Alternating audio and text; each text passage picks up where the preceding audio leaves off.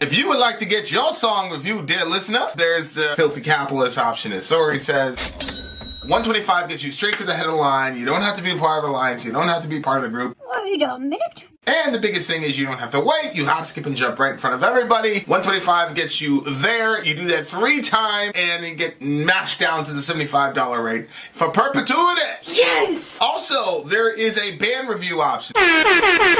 So if you've got a band and you're trying to get your band some exposure, hit me up at insori@gmail.com, and I'll show you the details about how to pull that off. You can also jump on Patreon, and there is a option on the tiers to be able to get your band reviewed. Yep. Obviously, we can't lie to you, so we can't guarantee a positive review.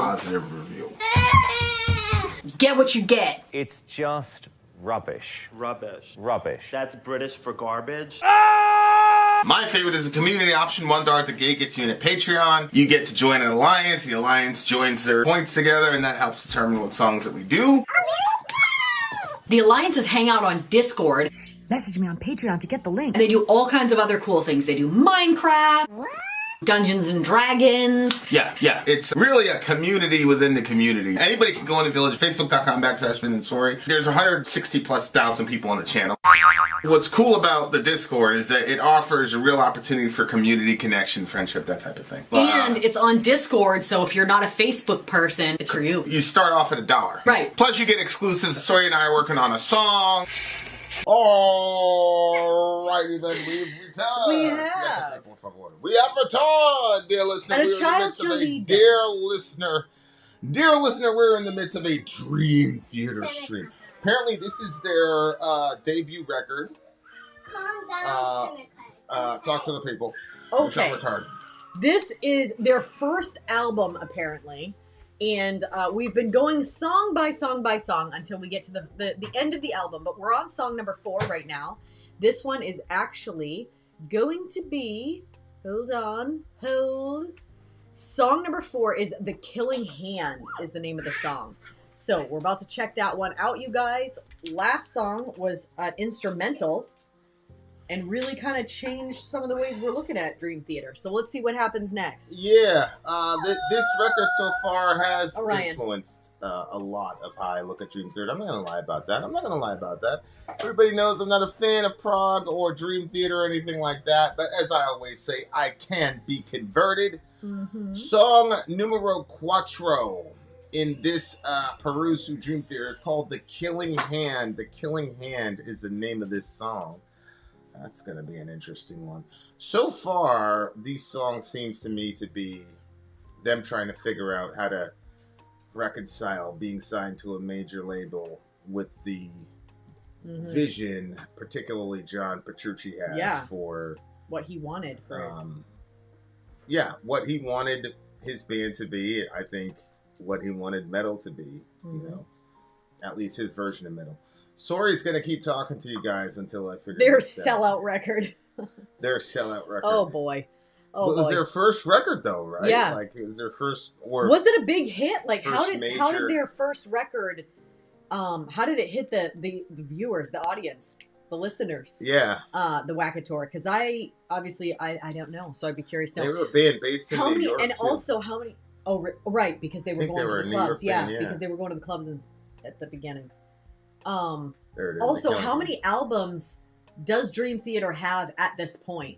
Right, at this moment. Okay, guys, here we go. Song number 4, The Killing Hand. Let's check it out. The Killing Hand in Dream Theater. It didn't do well. Do I get to? Well, let's try it.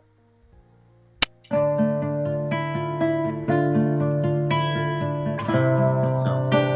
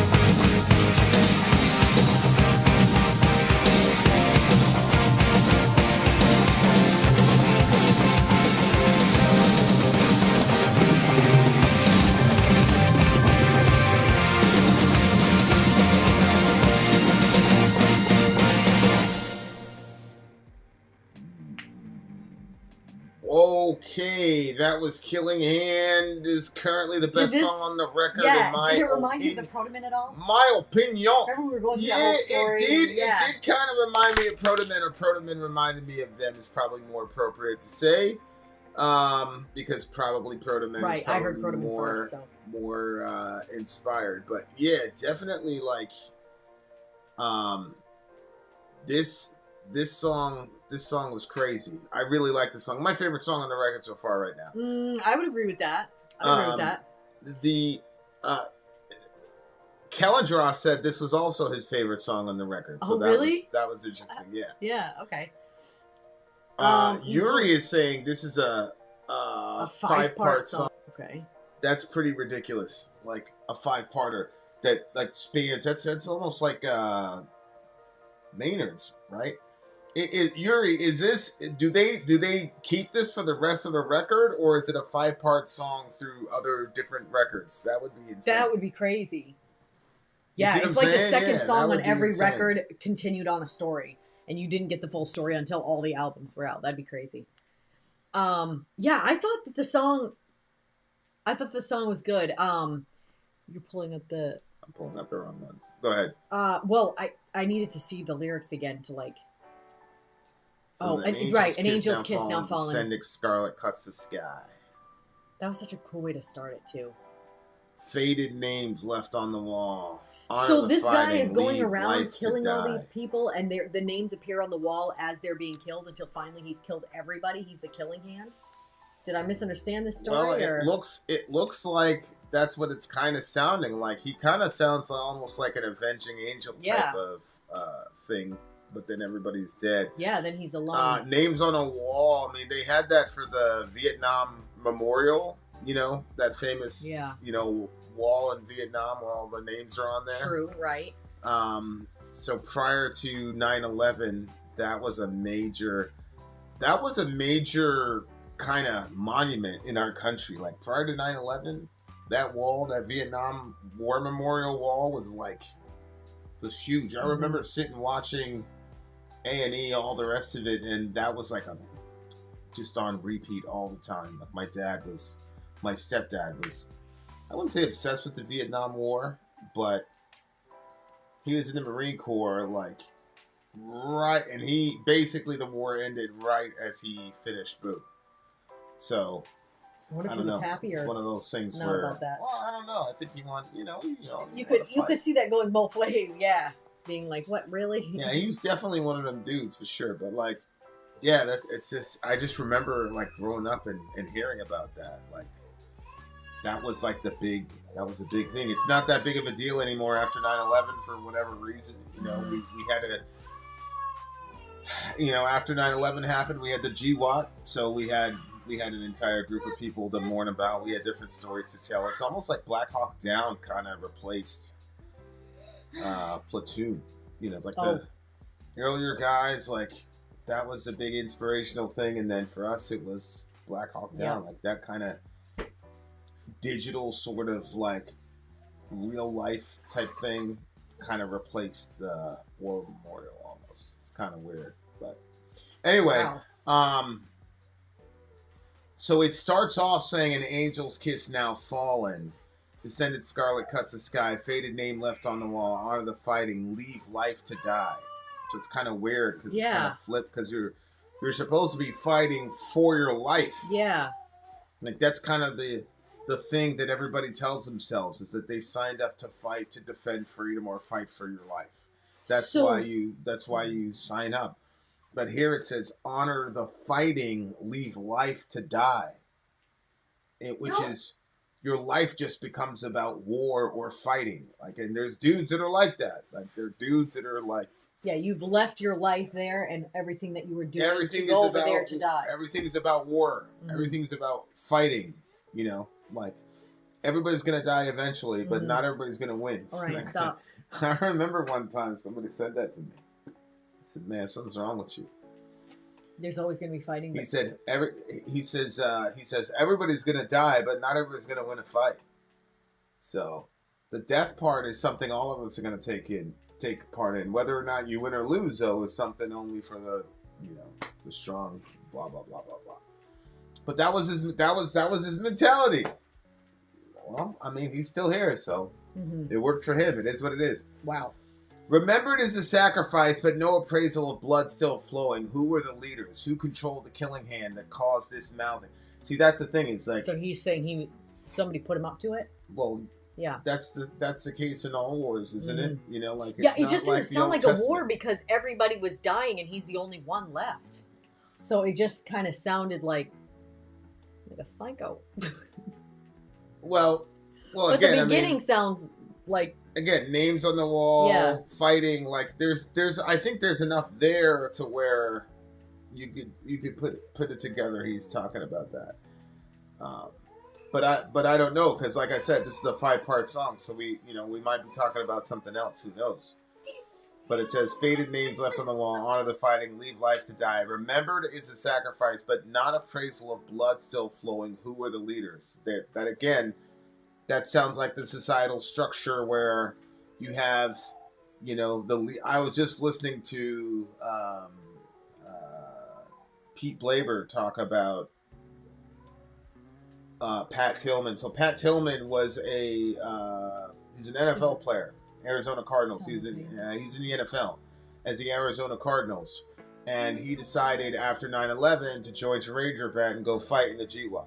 Okay. And he ended up dying. He died, and it ended up being a friendly fire incident. And so there was a lot of like, hold on, guys, give me a moment. Give me 1 second. I shall return.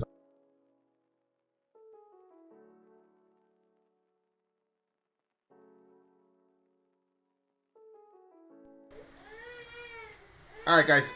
That situation will resolve itself shortly. But like, it's saying who controlled the killing hand? Because I think the killing hand it's obviously him. Yeah. At the end of the song, he says he's the killing hand. Right. But the question is, who controlled the killing hand? Who's behind it? What caused? And so like that's the question that almost never gets answered. So in that situation with the Pat Tillman death, there were so many decisions that leadership, just to step above them and sometimes parallel to them, there were so many decisions that resulted in him dying.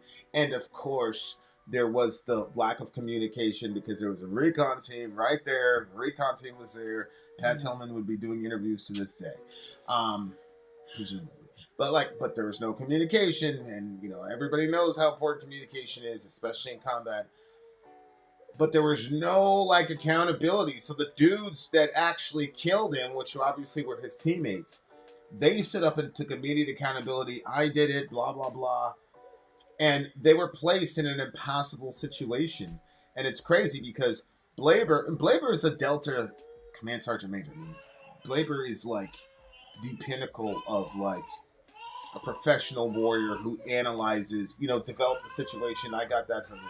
Oh, so okay. The guy's incredible. And he was saying those kids, because they were averaging about 25 years of age, he said those kids took the most accountability and they were the least responsible. But the people that were most responsible took the least accountability. And it was so bad that they didn't even tell, because his brother was also in Ranger Bat. They didn't tell his brother for 48 hours that his brother was dead. And they didn't tell them for 35 days that it was a friendly fire incident. And so because there was this lack of accountability, and because of that, it generated all these conspiracy theories, which makes sense. And so it wasn't until Pete wrote this book, which was released 4 months ago, that the family finally said, okay, we have closure on what actually happened.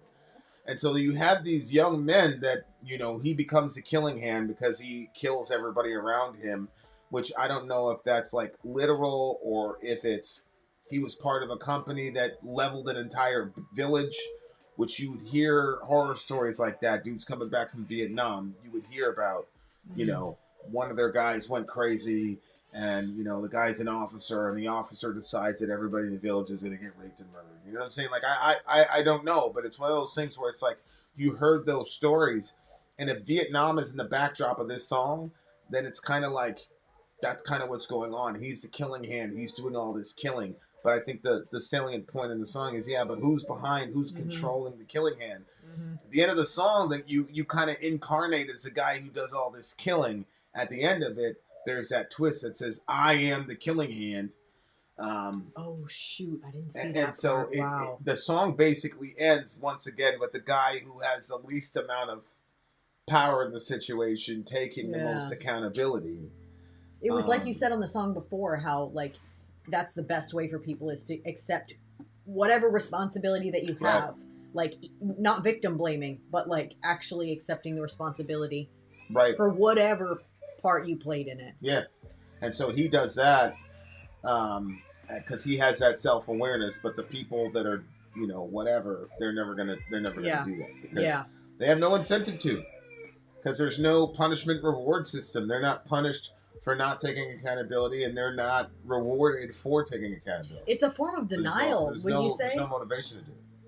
For them to not, like, of course, accept the responsibility. Of course, but that's the way it always is that you get a good stock of young men to influence. But I do think that he's probably seeing a correlation between what he's going through in the record label and what happens with the soldier, where he's starting to figure out, like, oh, wait a second, there's always a board that's controlling everybody's actions. So he's like, wait a second, the same thing that's happening to me with my guitar is the same thing that's happened to this guy with his M16. It's the same thing. Holy shit. It's the same group of people. If that's the analogy he's making, he's really brilliant. That's really brilliant. Yeah. Like that song, Back to the Front. Yeah. The craziest thing that I've ever seen was Kirk Hammett explaining that song. Because to us, the song is obvious. He's talking about war.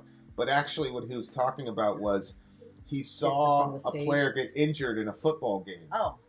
And the coach sent him back out. Oh. And he was like, yo, this is like war. Yeah. And that was the inspiration. That was so crazy to me. Because you know what I've said about football and all the rest of it. It's pretty crazy. Yeah. But I like the song. It was one of those songs that really like challenges the morality of... I can imagine being an Israeli citizen right now. You know, like, that's a pretty crazy... Yeah, if Petrucci made that analogy, though, if that was what was going through his mind, I got to give him a lot of respect, because that's a crazy analogy. Yeah. What do you give the song? This one's a 9.3 for me.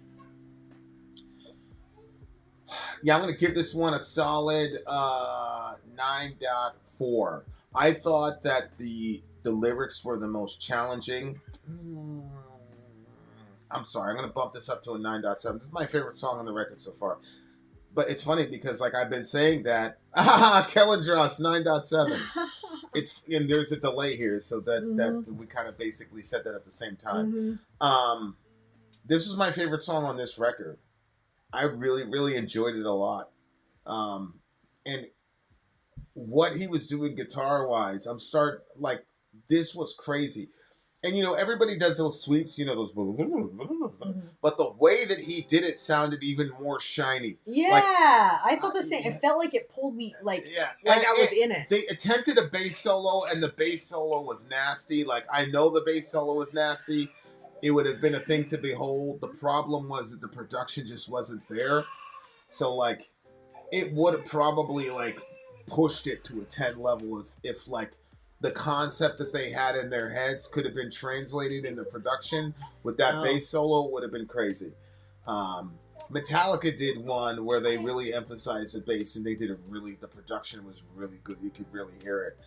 The different things that you have to do with, you know, in the editing process to make the bass pop that you don't have to do with guitar.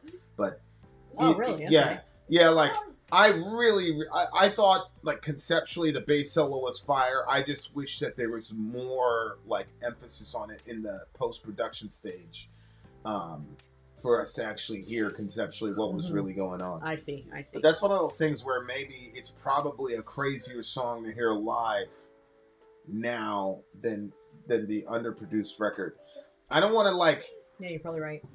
Like I said, these guys are so good that the production, I don't think, hurts them a lot. But this particular one, like, you do have to do a little bit of things differently to let that bass really stand out and pop. But 9.7 for me. My favorite song on the record so far. 9.3 for me. We'll be right back. I think my favorite Dream Theater song is probably Endless Sacrifice. Is my favorite Dream Theater song of all time. But this song, it's up there. We shall be back there, listener, to another Dream Theater jam coming up on the other side of the break.